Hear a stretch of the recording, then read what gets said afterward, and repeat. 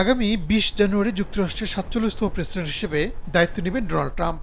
দ্বিতীয়বারের মতো মার্কিন মসনদে বসবেন এই রিপাবলিকান নেতা। এরই মধ্যে ক্যাপিটল হিলে শুরু হয়েছে প্রস্তুতি। রোববার এক গণমাধ্যমে সাক্ষাৎকার দেন নবনির্বাচিত মার্কিন প্রেসিডেন্ট। উঠে আসে অভিবাসী ইস্যুটি। ট্রাম্প বলেন, তার ৪ বছরের মেয়াদে যুক্তরাষ্ট্রে অবস্থানরত সব অনিবন্ধিত ও অবৈধ অভিবাসীকে বিতাড়িত করার পরিকল্পনা করছেন তিনি। তবে স্বপ্নবান হিসেবে পরিচিত যুক্তরাষ্ট্রে যাওয়া অভিবাসীদের সুরক্ষার জন্য একটি চুক্তি করতে আগ্রহী ট্রাম্প। ওই সাক্ষাৎকারে ট্রাম্প আরও বলেন, প্রেসিডেন্ট হিসেবে দায়িত্ব নেওয়ার প্রথম দিনেই জন্মগত নাগরিকত্ব বাতিলের পদক্ষেপ নেবেন তিনি। বর্তমান আইনে যুক্তরাষ্ট্রে জন্মগ্রহণকারী সবাইকে দেশটির নাগরিকত্ব প্রদান করা হয়।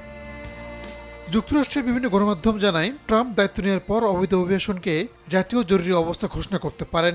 এই উদ্যোগ বাস্তবায়নের জন্য ট্রাম্প ফেডারেল সরকারের বিভিন্ন সংস্থাকে ব্যবহার করবেন বলে ধারণা করা হচ্ছে। যুক্তরাষ্ট্রের হোমল্যান্ড সিকিউরিটি বিভাগের তথ্য অনুযায়ী ২০২২ সালে জানুয়ারিতে যুক্তরাষ্ট্রে প্রায় ১,১০,০০,০০০ অনিবন্ধিত ও অবৈধ অভিবাসী ছিল। এই সংখ্যা বর্তমানে আরও বেড়েছে বলে মনে করা হচ্ছে। রাহানুল রানা, সময় সংবাদ।